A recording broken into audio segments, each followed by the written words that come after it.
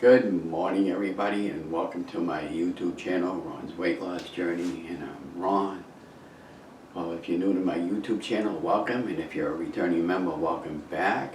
And if you're a new member, could you please share, like, and subscribe to my YouTube channel? It helps other people know when I post the latest video like this one. And before we get started, I'd like to state that I'm not a medical doctor. I don't make any medical claims. This is all based on my own personal journey.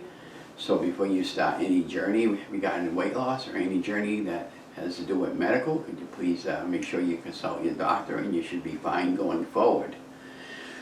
Well, I just wanted to share today's video topic, keto results for week 57. Today's topic is every new day is a new beginning, and this week is no exception. Well, we had a most unusual week for the week number 57. We decided to go on a carb splurge. So after doing a beef and butter fast the previous week, I ended up losing like 3 or 4 pounds and had my weight down to 219 pounds. And I started getting involved in eating carbs. Last Sunday I had a store-bought, actually a pizza place in our city there. We had a small pizza, and then it just, snowballed effect the whole week, because all those carbs started really tasting good to me, and I just kind of didn't really care for the week, and I just, I know it's not preaching a ketogenic lifestyle, but it was kind of like a cheat week, and I got it all out of my system, and but as a result there, we only gained 2 pounds from all that, so that's not really that bad. I mean, most of it was just water block, and my stomach feels so bloated. Now, I don't know about you guys or not, but, comment below the video if this has happened to you. When you're doing a weight loss journey, it doesn't necessarily have to be keto, but I've been getting an awful lot of headaches this week, and I think it's because of all the bad carbs that I've been having. And so, it just made me realize that, in order to be successful and continue to be successful, that I have to stay with the ketogenic lifestyle. It's never going to change. I mean, there's going to be times where I'm going to go off of my plan here and there, but I can't do this on a consistent basis, because all the weight that I've lost, I'll be getting it back, and I mean, what would be the point, So going forward, we're just going to try to be good and behave. But I'll let you guys know what we did. So I started the week out at 219 pounds last Sunday, and today I weighed myself, I was 224. So I gained 4 pounds for the week, and like I said, a lot of it's just water bloat. And so what we're going to do this week to combat all the water bloat and get back on track, we're going to do a 5-day egg fast, maybe even longer than that, who knows. But anyways, on thoughts of what we did for the week, we did a little bit of walking. Monday we went to Shoal Farms, our favorite hiking trail, went all the way down to the reservoir, came back, took a lot of photography. We did a lot of street walking, went to the Doyle Estate one day and tried to film out an episode over there, but it was impossible with the people coming by and sitting down next to me, and I just said the heck with it. And so I did a video called 10 Steps for Weight Loss Success. It's already up in there. I posted it earlier this week, and I hope that can help you guys to be successful in your journey. Like I said, you're going to have some quirks along the way. It's just the way it is. I mean, we're all human. We all make mistakes. It's a learning process, and it's a process to lose weight. You're never going to get it off in one day. It just takes time. And so we did that, and then our favorite activity started up again Friday night. We went to St. Cecilia's Parish. It was the first time the bingo has been down for over a year and a half. And it was really, really great seeing old friends and meeting new friends over there, and everybody, that hadn't seen me in a while were complimenting on my weight loss. Couldn't believe how much weight loss I had done, and, telling them how much I had lost. Well, for those of you who might be newbies here, I started my weight loss journey on August 17th at 325 pounds. Back in January, when I had my MRI up in Worcester, I was 336. And I wasn't really on a weight loss journey back in January. And I suspect that my weight might have been even high at 336 over the course of the year before January. And into April, when the virus kind of started. And, instead of just staying home, and like a lot of people did, and gloat about it and gaining weight from being at home. In August I decided to go a weight loss journey, but between April and August I was going out every day doing a lot of city photography because it was just something to do. And I did a lot of road dash video and, you know, different small little projects like that to try to get, you know, stay away from people.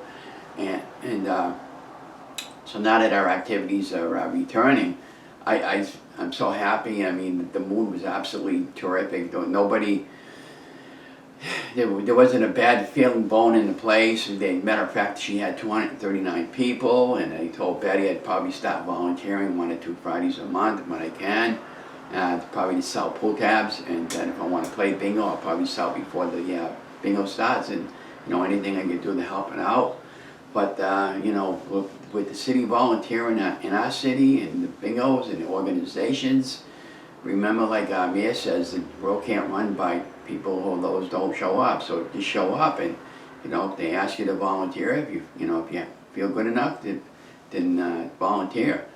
Now, the other thing you want to know, if I won, well, the very first game was $400, and it was actually $650 or something like that. And they split up the first game into the small picture frame. It's all on the inside of the bingo card, and going into the win take all. Well, I didn't win the picture frame, but on the win take all, I was down to like 4, and then all of a sudden I got 4 numbers in a row.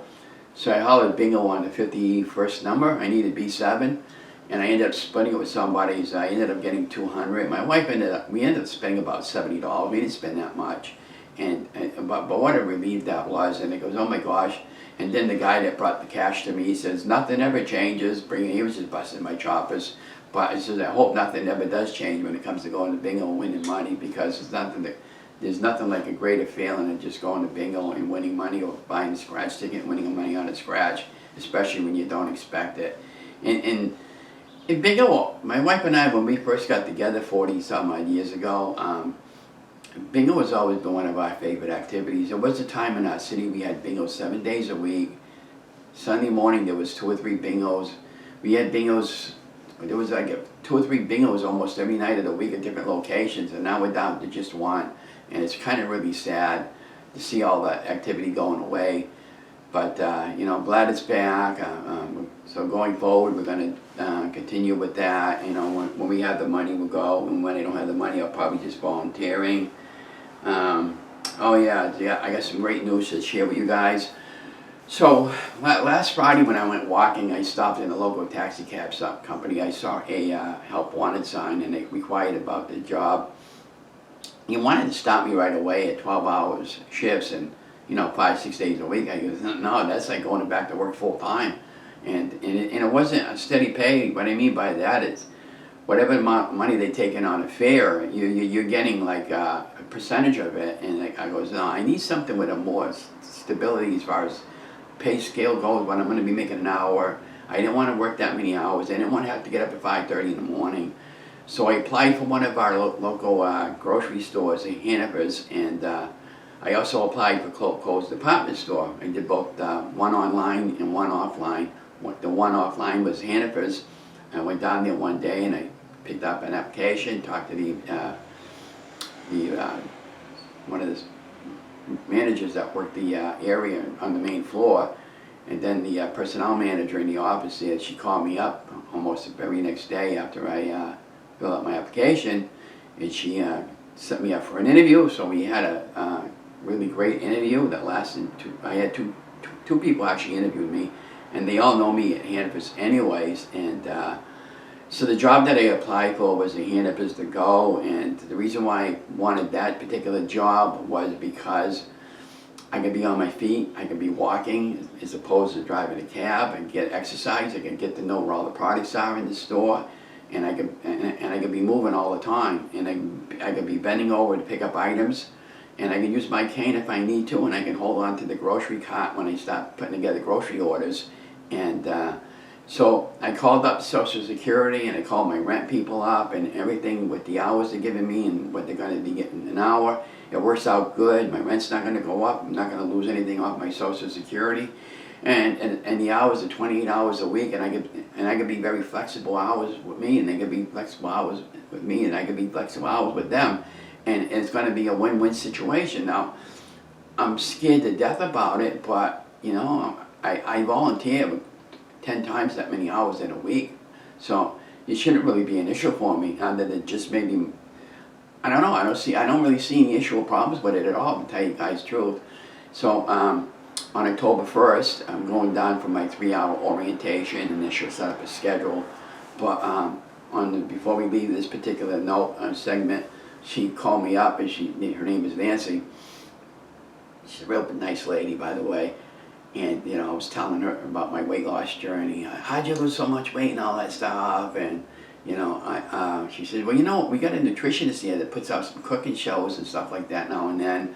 And you know, they do like segments in the store. And I goes, well, I want you to I want you to make contact with her. Tell her what you've been doing to lose weight, and maybe we can set up some segments in the store. Maybe I could film them for the store. And I think this is going to be a really, really great experience for me. Not only that, I'll have access to fresh fruit and fresh vegetables all the time. So when I want to buy something on a daily basis, I'll just bring home what I want to eat that day. So I'm really excited about it. And so let's getting on to the second part of the other job interview. So Kohl's department store, I applied online.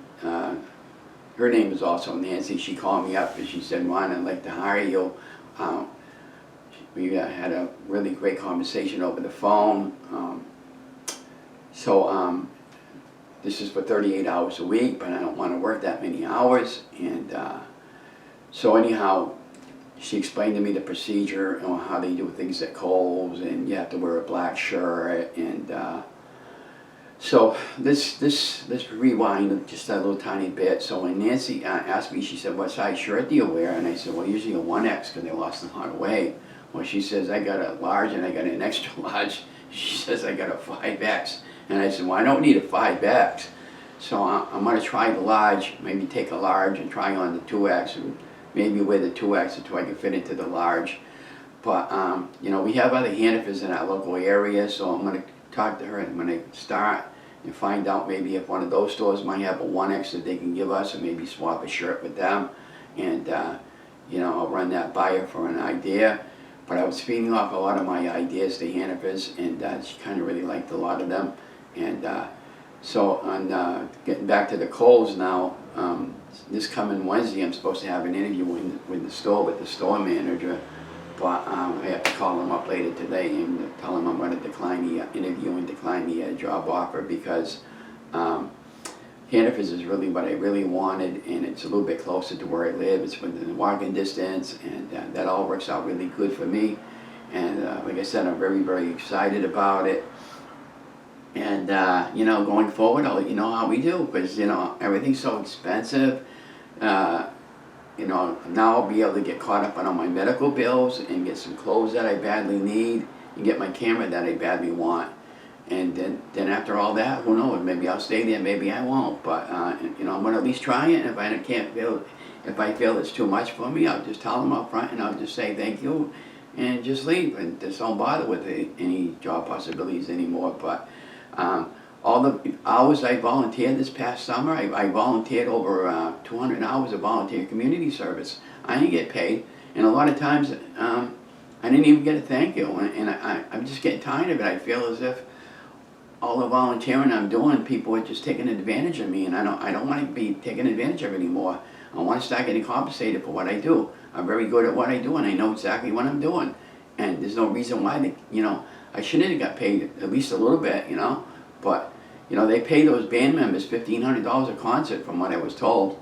You know, I don't know if that's true or not, but you know, what's wrong with paying one or $200 a concert night for filming out some of that, you know? So if that's never going to happen, then, you know, like I told them, I'm not doing it no more. And I'm just doing what I want to do. And that became more like a job for me, that, you know, a non-paying job. So that's why I decided, well, if I'm going to do that many hours of volunteer, I might as well go back to work. And that's where I am. But anyways, going forward, since we gained a lot of, well, not a lot of weight, that's 3 or 4 pounds this week with the carbs, we decided to do a 5-day egg fast, maybe a little bit long. It depends how it goes. So we're going to do a 5-day egg fast, a minimum. And so yesterday we made an awesome egg loaf, and I'll share the recipe up. And the rules are pretty simple. Eggs have to be your main source of protein. You can eat one ounce of cheese per egg and 1 tablespoon of healthy fat. It can be almost really any kind of healthy fat, usually butter or mayonnaise or any of that type of thing. And eggs can be cooked up any way you want to make them up. So I made a nice egg loaf yesterday for the start of my egg fast. But basically what I did was, and I did film it, I'm going to try to edit the video later and see how I like it. And if I don't like it, I'm going to be making the same type of recipe for some waffles I'll be making. And I can use some of the video clips from that. So basically it's just 8 eggs into a food processor or blender, 1 block of cream cheese, and 1 stick of butter, and then I put a little bit of cinnamon in it, and I put a 1 capful of vanilla extract, and that's optional. You can put banana extract or any extract that you want. I blended it all together in the food processor, and I put it in a tin foil throwaway meatloaf pan that I bought at Ocean State for under $1. And I sprayed the bottom of the pan with a little bit of cooking oil from on the olive oil, cooking oil that I bought, the avocado. And I baked it off in the oven, on a preheated oven at 350 for 40 minutes. And it came absolutely golden brown. Now, and cutting up the slices, it makes about 8 servings. You could probably get 10 servings depending on how thin you want to cut them up. And it's recommended that you really put that into an 11 by 7 pan, but we didn't have one, so I'll be creative with what I had. And when you cut them up, you can fry them up and make French toast out of them, and add a little bit of that chocolate zero maple syrup. And in my case, I use I have that, but I also use Vermont maple syrup, which is sugar-free, and and that's what my choice is for sweetener, and those are absolutely delicious. You can also cut them up a little bit, put a slice of cheese in between them, and fry them up and make grilled cheese out of them. And or you can, heat them up in the microwave for like about ½ minute, just to warm them up a little bit. And that's typically how I'm going to be eating that later today. Later today we're going to be making some hard-boiled eggs in the Instant Pot 5-5-5 method. I'll probably have those all week to snack on. Make some egg salad sandwiches, and I want to make some shackles based on Steffi, the Incredible Shrinking Steffi, and her Facebook support group, the Shrinkables, and I thought that would be really cool to try her recipe. It's a little bit different than mine, but it's not too much of a difference. But she makes some really great savory ones that I saw, and we're going to make some Skittles, I guess you call them. I don't know. They're kind of like crepes, I guess, but I can't pronounce the word. But that's another recipe made with the basic formula. And instead of making them like pancakes, you put them in a frying pan, and you put them as thin as you can with the same type of recipe that I was just explaining. And you flip them over, and then you can add cinnamon on top of them, and you put a little bit of cream cheese in the middle, and you roll them into these like little cinnamon bowl buns, and they're, from what I understand, they're really, really delicious. So we're going to be making those this week as an experiment, and some other recipes that I've been wanting to try, and we're going to try to get better at filming out recipes. But my countertop is always a mess, so don't judge my countertop. It is what it is, and I got a very small counter space. I don't have a big island like it'd be great to do the recipes. That's another reason why I hadn't been doing any recipes. And so I'm going to get going. I got to go pick up my friend Mary. We're working on a project together for the city. And I just want to remind you guys are amazing. Thank you for joining my YouTube community. By the way, I have a new Facebook support group, Ron's Weight Loss Journey, Facebook support. If you're a newbie or you're an existing YouTuber and you're doing a YouTube channel for weight loss, you're welcome to put your videos on my channel, as long as they have to do with weight loss. And I don't promote weight loss drugs, by the way. I'm doing this all natural, and and if you're doing weight loss surgery, that's fine too. I mean, I was going to get surgery last year, and I decided not to. And yeah, it's been really marvelous. But I guess that's all I got to say. But remember, you guys are amazing. I'll talk to you guys later. I love you guys. Have a great week. Stay safe, stay healthy, stay vigilant. Better days are coming. Just remember that. Have a great week, everybody.